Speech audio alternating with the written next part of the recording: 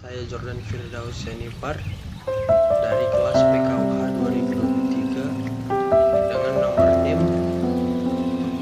6232421008.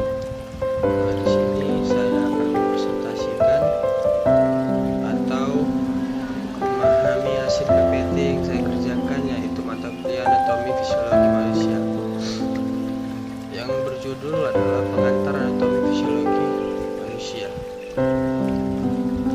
Setelah itu kita masuk ke pendahuluan, yaitu yang pertama anatomi atau disebut dengan L.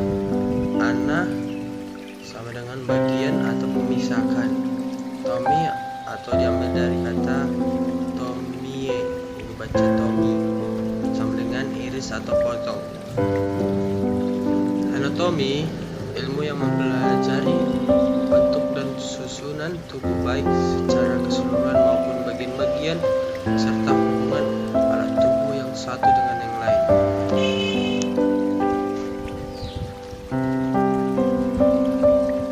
Yang kedua itu, setelah anatomi atau disingkat dengan L, kita masuk dengan fisiologi, jadi disingkat juga dengan L.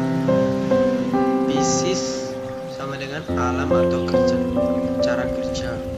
Logos atau disebut dengan logi sama dengan ilmu pengetahuan.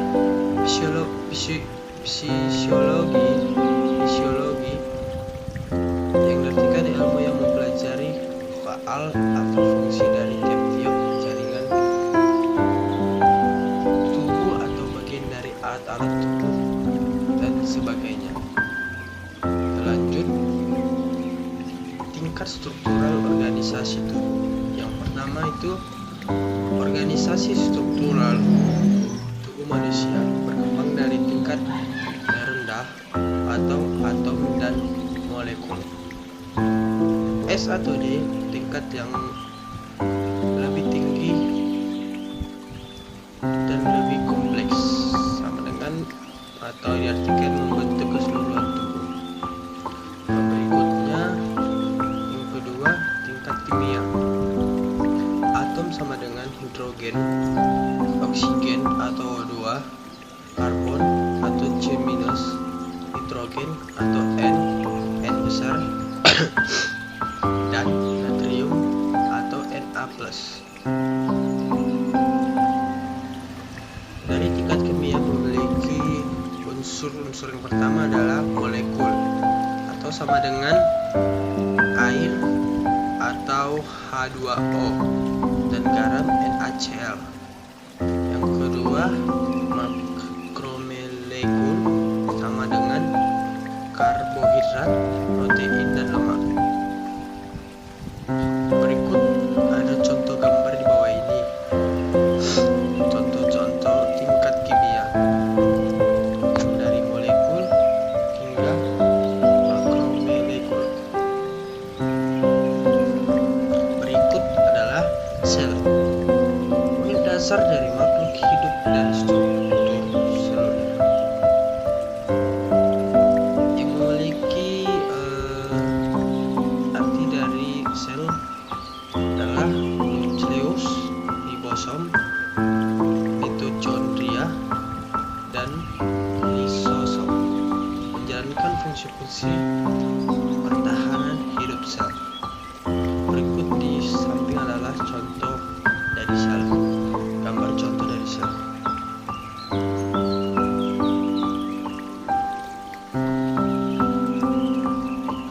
Berikutnya adalah jaringan, yaitu sekelompok sel dengan struktur yang sama dan melakukan fungsi yang sama. 4 jenis jaringan dasar yang tertiga dengan jaringan epitel, jaringan ikat, jaringan otot, dan jaringan saraf. Berikut di bawah adalah contoh gambar types of epithelium. Pertama, contoh gambar adalah simple squamous. Yang kedua adalah simple cobudial. Yang ketiga adalah simple columnar.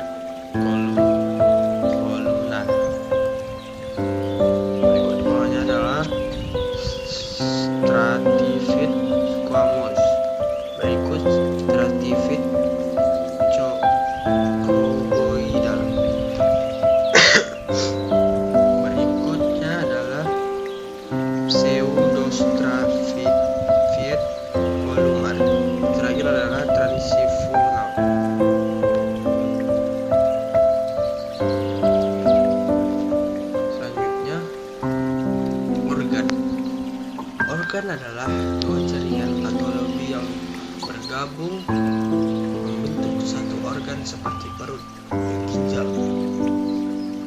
mata, dan lainnya.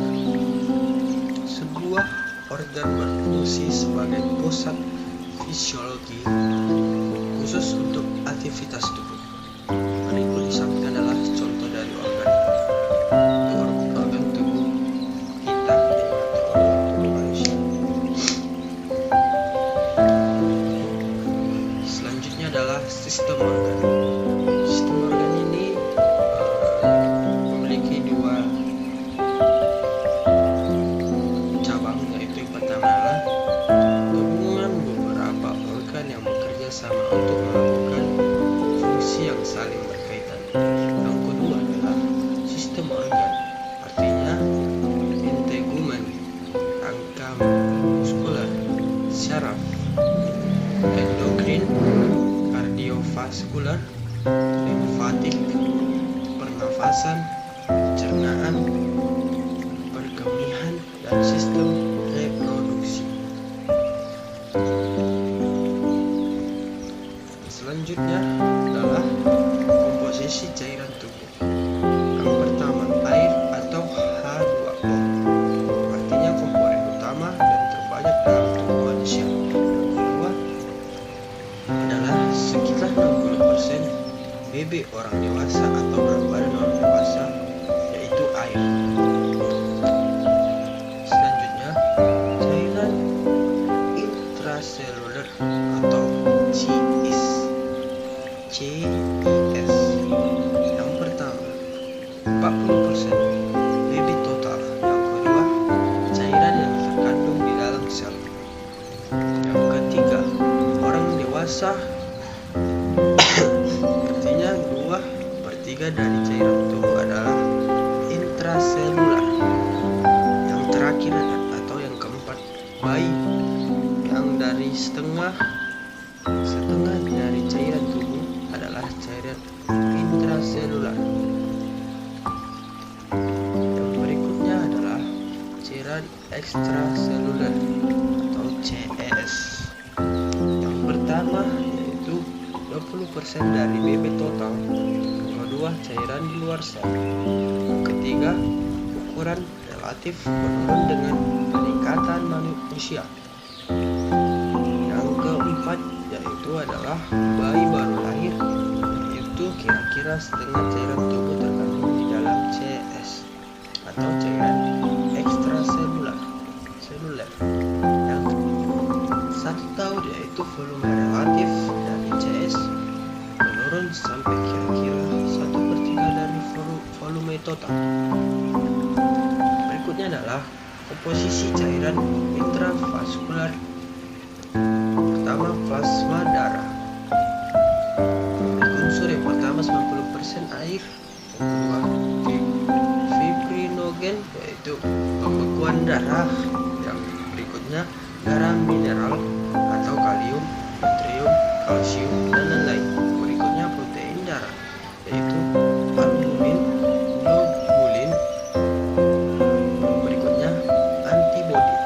Berikutnya, glukosa, asam lemak, dan asam amino. Berikutnya, yang terakhir, sel darah, yaitu memiliki unsur pertama sel darah merah atau eritrosit. Yang kedua, sel darah putih atau leukosit. Yang terakhir adalah sel pembeku darah atau trombosit. Terima kasih buat teman-teman yang sudah menyaksikan video saya. Jika ada salah kata atau ucapan, saya minta maaf dari